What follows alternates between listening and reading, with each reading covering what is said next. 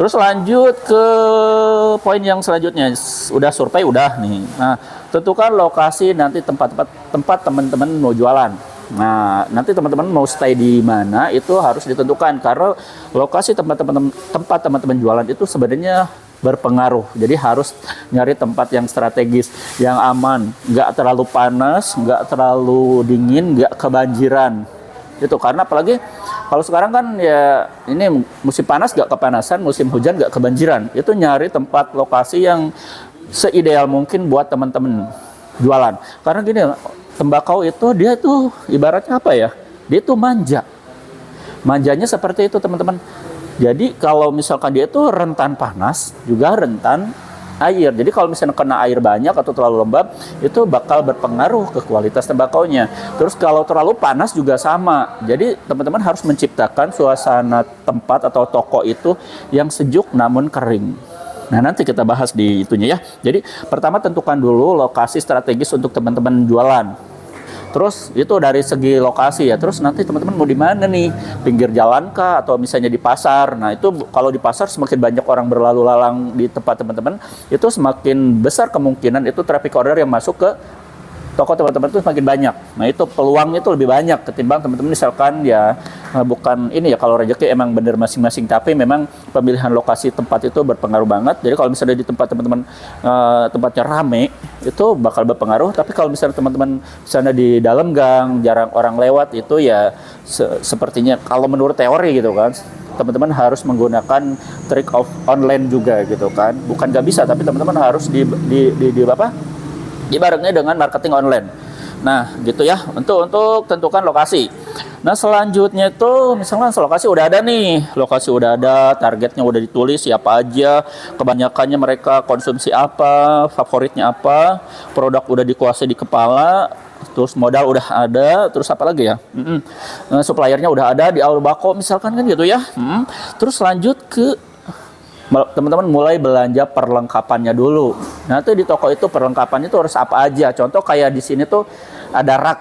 Nah, rak kayak gini. Kalau misalnya teman-teman nanti dihitung aja gitu kan, luasnya berapa, ininya berapa, nanti ada rak kayak gini kan. Nanti disiapin atau teman-teman etalase boleh. Itu beli etalase atau misalnya rak, bikin rak gitu kan.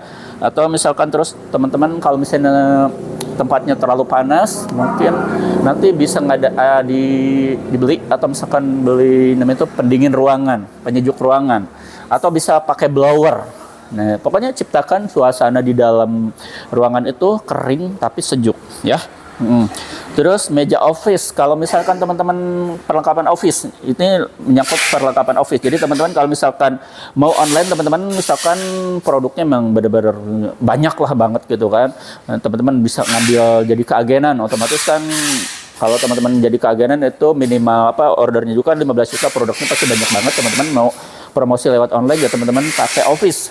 Nah, kalau pakai office berarti butuh namanya tuh kayak komputer, meja, kursi segala macam tuh dibeli, printer itu dibeli juga gitu kan. Satu set PC itu dibeli. Terus untuk mendukung apa namanya tuh bisnis teman-teman karena memang mau online, teman-teman saya anjurin pasang WiFi. Nah, WiFi. Terus nanti teman-teman beli plastik repack. Nah, plastik repack. Terus kalau misalkan teman-teman online, itu mau online nanti kan bakal dikirim ke ekspedisi, beli dus bekas. Nah, di belakang tuh ada tuh beli dus bekas, itu nanti teman-teman beli juga sama itu. Nah, itu disiapin dulu perlengkapan kayak gitu. Pokoknya yang perlengkapan sampai yang kecil-kecil kayak sapu segala macam itu harus disiapin untuk kebersihannya, karena memang kalau misalkan tempat teman-teman itu sampai ada sampah yang menyengat, itu nanti bakal sedikitnya berpengaruh ke yaitu produk yang nanti bakal dijual ya.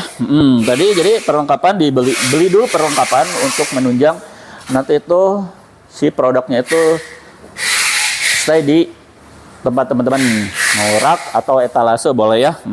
Jadi itu sesuaikan aja ya. Oke, lanjut. Nah, selanjutnya tuh kan udah ada nih rak, udah ada segala macam udah ada. Sekarang tentukan promosi mau pakai apa. Nah, promosi mau pakai apa? Berarti kan ada dua sistem promosi kalau saya anjurin ya, promosinya lewat offline atau online.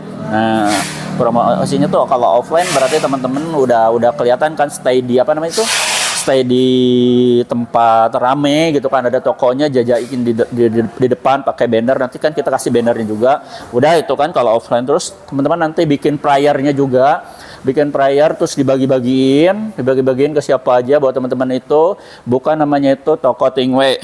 Nah, bisa ke teman atau bisa langsung aja teman-teman itu datang ke mengunjungi itu komunitas-komunitas gitu kan. Coba tawarin kayak komunitas mancing segala macam, itu mulai dipromosikan. Itu kalau offline gitu kan. Jadi didatangi door to door, face to face gitu kan. Nah, setelah itu kalau misalkan online ya berarti teman-teman harus bikin akun IG, akun FB, akun TikTok, apa lagi ya? Terus akun YouTube. Kalau mau di YouTube kayak saya, teman-teman pakai YouTube, boleh. Nah, terus lanjut apa ya?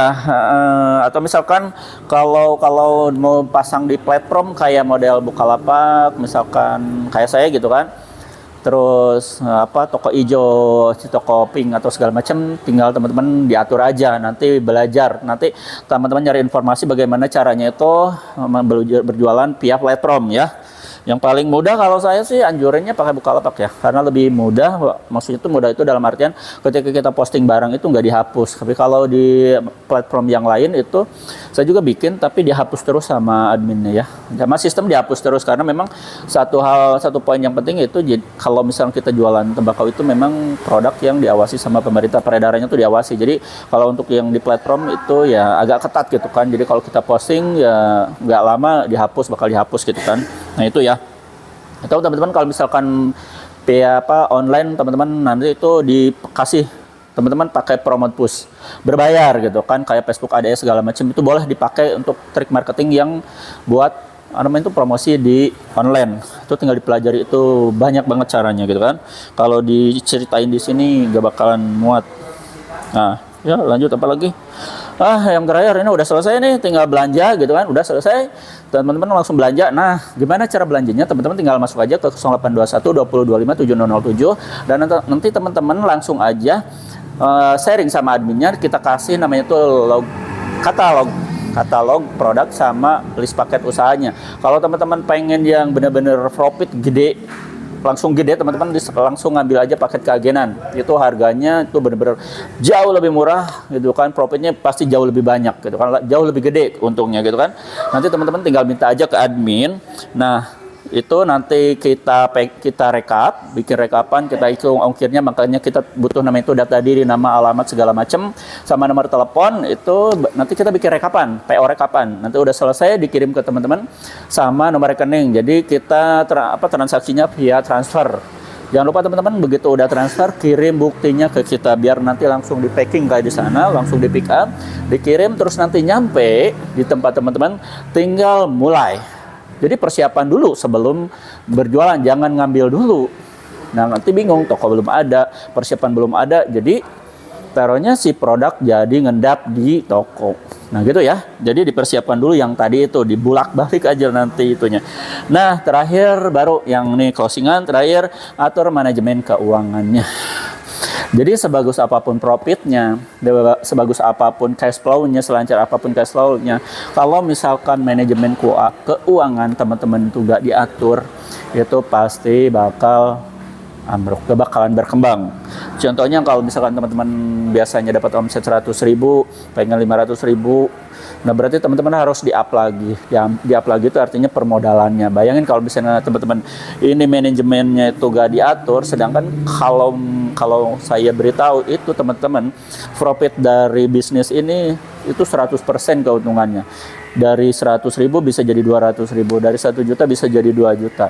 Itu penghasilan gede itu gak bakalan jadi apa-apa, gak bakalan jadi sumber modal yang baru kalau misalnya teman-teman gak bisa ngatur namanya tuh nge-manage tentang keuangan. Jadi teman-teman harus dipisahkan nih.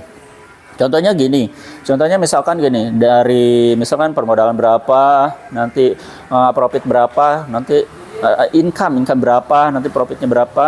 Nah itu nanti teman-teman udah mulai dibagi. Jadi uang modal tuh gak boleh teman-teman sampai namanya itu apa ya kepotong kembali, malah harus disisihkan dari profit itu nanti buat sistem permodalan, nambah modal lagi gitu kan. Nah, jadi jangan sampai teman-teman itu gak di manage, jadi harus dikasih kasnya gitu kan.